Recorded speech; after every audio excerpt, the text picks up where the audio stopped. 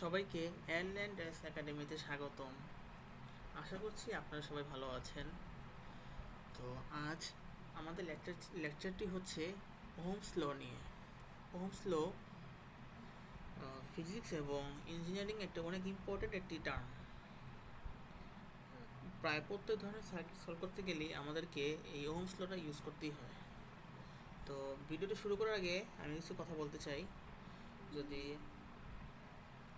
যদি আপনাদের পছন্দ হয়ে থাকে আমার ভিডিওটি, তবে লাইক, কমেন্ট এবং শেয়ার করবেন ভিডিওটি। পাশাপাশি প্লিজ প্লিজ প্লিজ আমার ইউটিউব চ্যানেলটি আপনারা সাবস্ক্রাইব করে নেবেন, যাতে পরবর্তী যে কোনো আপডেট আপনারা খুব সহজেই পেতে পারেন। পাশাপাশি আপনাদের যে কোনো ধরনের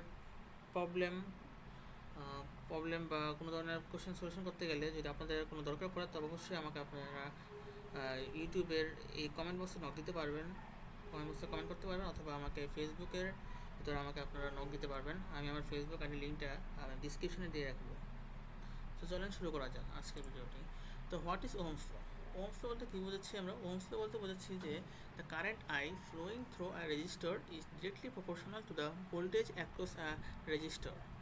অর্থাৎ কারেন্ট আই একটা রেজিস্টারের ভিতরে যে কারেন্টটা ফ্লো করছে সেটা হচ্ছে প্রপোর্শনাল। কিসের প্রপোর্শনাল? Voltage across resistor. ওই রেজিস্টার অ্যাক্রসে যে ভোল্টেজ আছে তার সমানুপাতিক। ম্যাথমেটিক্যালি আমরা রাখতে পারি I is proportional to V. এখন আমরা জানি যখন আমরা কোনো কিছুর প্রপোর্শনালিটি চিহ্ন উঠিয়ে দিই, তখন হচ্ছে সেখানে একটা কনস্ট্যান্ট বসে। তো সেম এখানেও আই ইকুয়ালস টু জিবি, এখানে হচ্ছে জি হচ্ছে সেই কনস্ট্যান্টটা, যেটাকে আমরা বলতেছি কন্ডাক্টেন্স। আর আমরা জানি কন্ডাক্টেন্সের বিপরীতটি হচ্ছে কি? রেজিস্ট্যান্স। তার মানে যখন লিখতে পারি আই ইকুয়ালস টু 1/RB। এখন যদি এটাকে যদি আরেকটু লিখি, তাহলে লিখতে পারি আই ইকুয়ালস টু V/R। এটাই ছিল আজকের আমার লেকচার। তো ভিডিওটি পছন্দ থাকলে লাইক, কমেন্ট এবং শেয়ার করবেন, বেশি এবং প্লিজ প্লিজ প্লিজ সাবস্ক্রাইব করবেন। ধন্যবাদ সবাইকে।